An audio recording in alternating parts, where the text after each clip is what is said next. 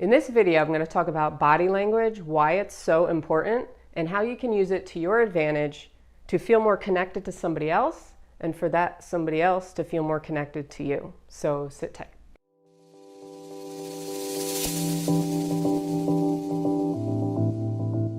Hey guys, welcome back to another video. I'm Jen. Body language. Body language. Why is it so important? We know it's important. We know it's important when we're on a date or we're at a job interview or something like that. But a lot of times we forget how much of our communication is nonverbal. So mirroring is a great way to tell whether somebody is interested in what you're saying, interested in you, attracted to you. By us mirroring somebody else, or by somebody else mirroring us, we can really tell a lot about the connection we're having with somebody else. You know, one of the biggest things, you often see a lot of people who cross their arms, right? You cross your arms, you cross your legs, you cross your ankles. What it's basically saying when you're crossing your arms is, I'm protecting myself. It's a protective mechanism. We're protecting our heart, right? I'm protecting my heart from here. And when you see people who do this, it could be a sign of intimidation, could be a sign that somebody is shy, it could be a sign of protection, of protecting their heart. They don't want to open up to you.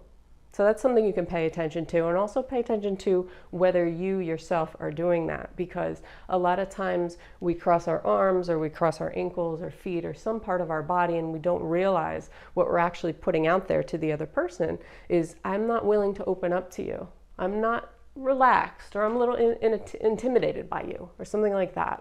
So pay attention to that.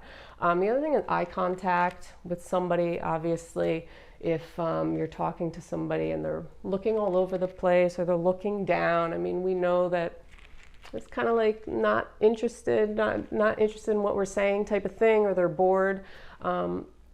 So eye contact is big, to maintain eye contact with somebody else, but do it from a place of authenticity. So if you're staring somebody down and while they're talking and you're thinking about how you have to take your dog to the vet at like 4 o'clock this afternoon, they're going to feel that. They're going to pick up on that energy.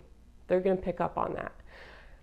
You know, there's so many things that go on subconsciously that we can feel without consciously knowing that we're feeling it. You know what I mean? Like we don't think about it. We think somebody's making eye contact with us. Okay, they're interested in what I'm saying, but on a subconscious level, we know that they're not, in a sense. Or let me put on an energetic level, we know that they're not. We know that they're thinking about the vet appointment they have at 4 o'clock or something like that. So pay attention to that. Also, the rate at which you're speaking, the tone and the pitch, so you can match another person's rate, tone, or pitch. So if somebody's talking really fast, you can start to speed up a little, or if they're talking really slow, then you can slow the rate at which you're speaking down a little bit, or if they're speaking a little monotone, you can kind of not change your voice, because that's going to sound really fake, but bring it down a level. So if you're the type of person who's very flighty in the pitches of your voice, then bring it down a little, calm it down a little. And you'll notice the other person might open up to you a little bit more. You might feel a little more connection with the other person. So it really is key to go about your life and really pay attention to how you are moving throughout the world. So it's not all about just thoughts and feelings. It's how you move throughout the world, how you are presenting yourself to another person, how that other person is presenting themselves to you. You can learn a lot from another person. You can learn a lot.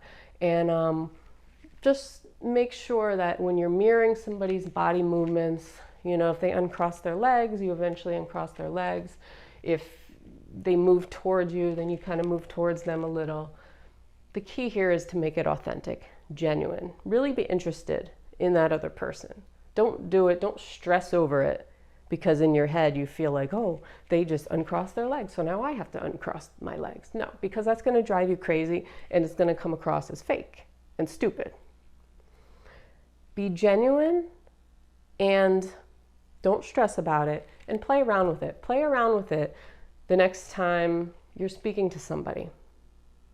And become aware of how you are presenting yourself on a nonverbal basis, and also how the other person's presenting themselves to you. And if you notice that that other person is maybe looking away from you a little bit, or looking down, or they're kind of like facing not completely straight in front of you, they're kind of facing away from you a little bit, or they are crossing their feet or something like that, try to play around with it and don't do anything that's going to like intimidate them, but just little things here and there to get them to open up. So if they're crossing their arms and you notice that your arms are crossed, or maybe your ankles are crossed, try to uncross one part of your body. Shift your body in a different direction where it's a little more of an open kind of movement towards the other person.